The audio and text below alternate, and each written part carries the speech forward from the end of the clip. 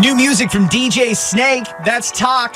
Hey, good morning. This is Z1035. All the hits. It's the Scott and Kat Show. As a radio morning man, Scott Fox takes great pleasure in other people's problems. Peel police have issued a stern warning to a Mississauga teen who called 911 because her parents forced her to go to the cottage with them. Is she getting charged for that? No. But Scott's got his own struggles. He's a smoker, and he's well aware it could be slowly killing him. Z1035, all the hits. It's good. Okay, I will be back. I'm going to go have a quick cigarette. I started smoking when I was 16. I was a DJ in nightclubs, and that was just sort of what everybody did. We're technically not allowed to smoke out here. You have to go out behind the building, but well, nobody's here this early in the morning, so whatever. A pack-a-day smoker. Today, he's going to trade in his cigs for an e-cig. I do have friends who used to smoke and have switched to vaping.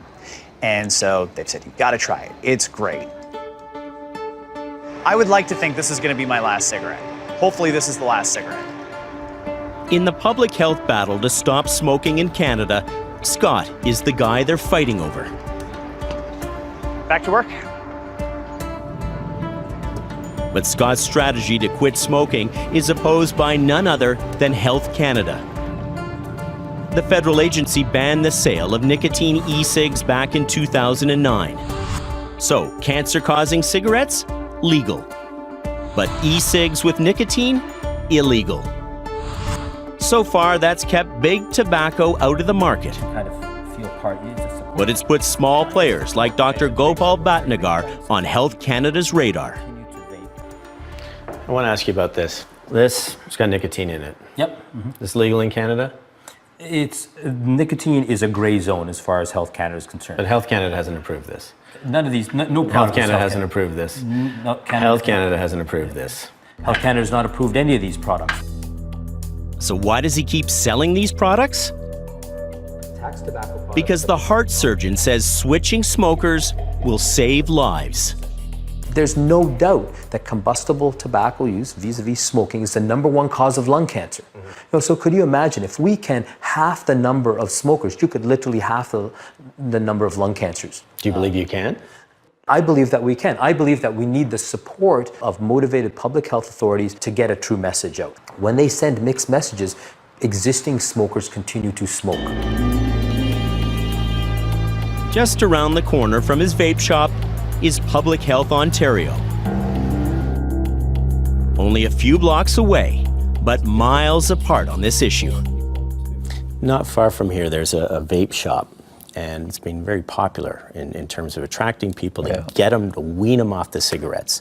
Isn't that a step forward from a public health perspective? Well, the first assumption is that it weans them off their cigarettes. Many people who vape also use cigarettes. They are still addicted to nicotine. But would you support the notion that e-cigarettes are safer than cigarettes? It's too early to say. First of all, we simply do not know how safe or dangerous they are. But that doesn't make them dangerous. What it does mean is that it would be wise to be very cautious until studies have been done over quite a period of time. Person after person, testimony after testimony saying, this got me off cigarettes. I've never felt better. This has been great for my health. This has been the best thing, and the best thing to help me actually stop smoking cigarettes. Why not endorse something like that? Well, you know, though, that anecdote is not the basis for good science or good public policy. Nicotine is one of the most addictive substances known to man. And if you can get a whole new generation of young people addicted to nicotine, that's extremely dangerous. You only have to look to the States to see what he's worried about. Take a look at the way this tobacco company markets its e-cigs. As cigarette sales decline, could it be they're looking for replacement smokers? So sponsor a music festival or two. Plaster your brand on Instagram and Facebook. We want our collection to always embody a freedom and a certain amount of innovation. Offer sweet and fruity flavors. Sounds pretty enticing, right? And that could be why Health Canada's spooked. An Alberta father is now calling for better regulations and a ban on the sale of e-cigarettes. E-cigs have been making news, and not in a good way. There's a new warning this morning that e-cigarettes may not be as safe as... There's also the argument that because vaping looks like smoking, e-cigs could help renormalize the deadly habit. Now, I know there's a lot of different theories on this. We are joined... It's doctor versus doctor. The health effects would be very similar to drinking coffee. Study versus study. What's your view of the e-cigarette? You know, I don't know. I can't think of anything that has split the public health community much the same as e-cigarettes. So on the one hand, it's the holy grail for smokers. It's the product that's going to help those 5 million smokers to quit and to get off inhaling smoke. On the other hand, it's the evil plot of the tobacco industry and a way of recruiting more people and to transition them to smokers. The folks in public health may be split on e-cigs. Scott, how are you? Good, how are you? Good. But Scott's not. He's in. All right, let's show you how it works. Okay. So this is something that's going to aesthetically be very similar to a cigarette. I think to start, you should try it without any nicotine to get a feel for what it's going to be So like. you could actually work in reverse. Start with nicotine and then work it back. Yeah. Try it out. Give it a shot. I don't believe there's many Canadians out there that want to keep smoking. It takes some getting used to. Holy cow. It definitely does. I think that if they were given a way to quit, they probably would. While smokers like Scott make the switch to e-cigs with nicotine, Health Canada remains firmly on the fence. Over in England, it's an entirely different story. Despite the concerns, e-cigs are being promoted as a tool to save lives. No ifs, ands, or buts. Public Health England, an arm of the British government, released a report stating with certainty that e-cigarettes are 95% safer than smokes. Good news for e-cig smokers. A review found that they're 95% less harmful than tobacco. A new regulatory framework for vaping devices and e-liquids. Public Health England, no less. And they went a bold step further, suggesting some e-cigs should be prescribed and paid for by their healthcare system. Today, the government's own health watchdog, Public Health England, called for GPs to be given the right to prescribe them as part of it. It was a bombshell declaration. And this woman helped light the fuse. Do you think this could be the biggest single invention to help smokers stop smoking? Yes, I do, because they came out of smokers themselves. And I have not seen this phenomenon in all my 30 years of working in tobacco control in terms of their interest by smokers. McNeil's report was attacked by anti-tobacco groups. Why? For promoting a product that contains nicotine, which continues the cycle of addiction. Why would public health officials accuse you of doing something that was actually going to hurt the public's health? Not everybody in public health accepts that nicotine could be part of the solution rather than the problem. In my view, people smoke for the nicotine, but die from the tar. We know that nicotine isn't the harmful substance in smoking. And that kind of support has helped fire up e-cig sales. Visit a small town like Eastleigh, and you can't help but notice one of the busiest shops on Market Street is the vape shop. The owner, Alan, smoked for years. Nothing helped him quit except vaping. Tell me about that time, if you remember it, when you sat down and you had your first vape. Yeah. What impact has it had on you? It was liberating, actually, I would say. Alan quit smoking, then quit his job and opened Anglo Vapor. He hasn't touched a cigarette in 5 years. Any idea what you might like? There's loads of flavours. There are some that are a bit like tobacco. You can have a puff if you like. Now lifelong smokers are showing up with a simple request. Help. People like Pat. She switched to vaping about 3 years ago. I see a lot of people vaping and they're 20 years old. It tends to be this sort of hip thing. And you look maybe a little over, late 20s, early 30s. Yes, I would say so, yeah. 57, actually. No, 74. 74? Yeah, where'd I get the 57 from? I don't know. 57 years of smoking. Exactly. But I still like the smell of it. Mm-hmm. The naughty, but it's nice. But I would never have another cigarette.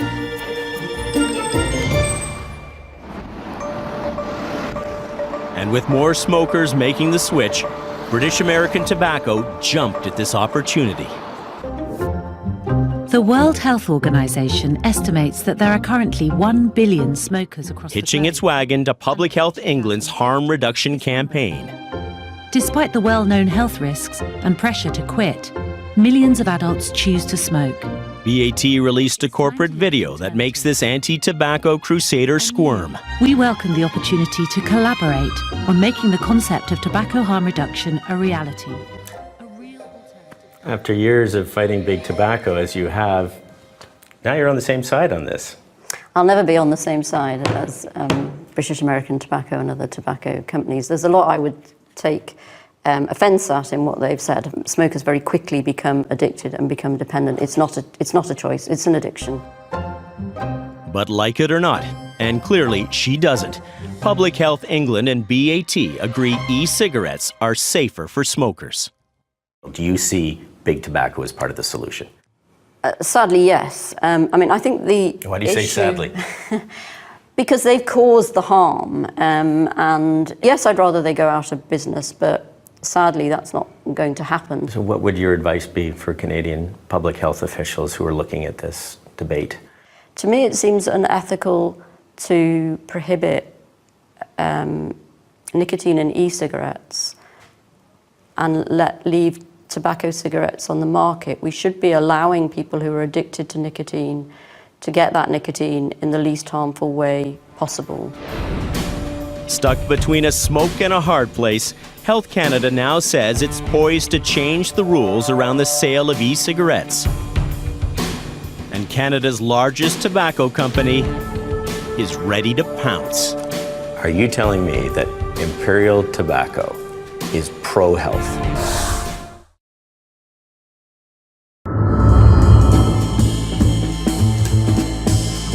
It's tough to walk the streets of any Canadian city and not spot a vape shop selling e-cigarettes. The sign says, no smoking, vaping only. The first store opened in Canada in 2010. And since then, more than 600 of them have popped up across the country. Even though Health Canada does not approve the sale of e-cigarettes with nicotine. I mean, Canada right now, it's, people talk about Wild West. It's a natural experiment in public health, and from the government standpoint, it's see no evil, hear no evil. Well, there's a new sheriff riding into the Wild West.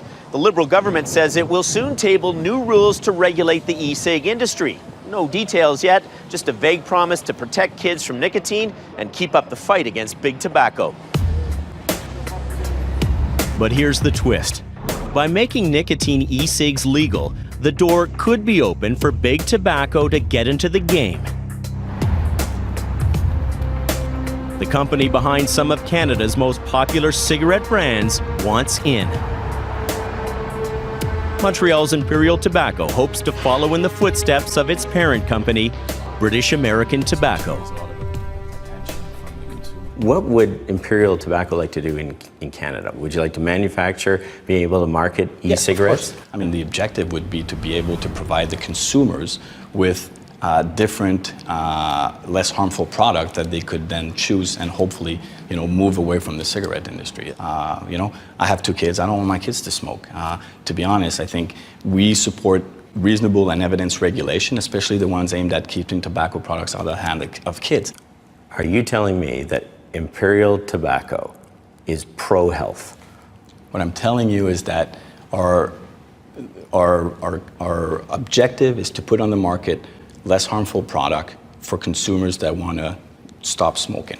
We will continue to put out cigarettes because that's what we do. But you sell cigarettes. Why would you want to? What? Because we have, well, it's the same reason why Coke has Diet Coke and they have water. So that means with that thinking, There's no way that Coke could sell water, or there's no way McDonald's could sell a salad. Why aren't we allowed to sell a less harmful product? But anything big tobacco touches puts the guardians of public health on high alert. You know, to me, it's not about big tobacco or little tobacco. It's about a conflict of interest. And let's be clear, the tobacco company's main interest is in selling cigarettes. That is where they continue to make very large profits. So it's not a moral issue for me. It's that that's where their interests lie. And I don't think you want someone like that being a stakeholder in terms of how other nicotine products should be sold in Canada. But it may be a moral issue for Health Canada. After decades of fighting with tobacco companies, could the two sides work together to get smokers to switch? When you go to the government and you say, Health Canada, get your act together, we want to be able to sell e-cigarettes, what do they say back to you? Well, just to be clear, it's not like we have access to the Health Minister or Health Canada, right? You don't? You can't pick up the phone and call them and say... No, unfortunately. I mean, we know that the anti-tobacco lobbyists have an opportunity to talk to them on many occasions. We don't have that possibilities. And we do believe we're part of the solution and not the problem, but we don't have the ability to have those discussions, unfortunately. Because I don't think they trust you. At the end of the day, what's the end goal of the Health Canada? If it's to reduce smoking rate and have a positive impact on public health, that's what they should be concerned about. And if a tobacco company can contribute to that, they should be open to have that dialogue.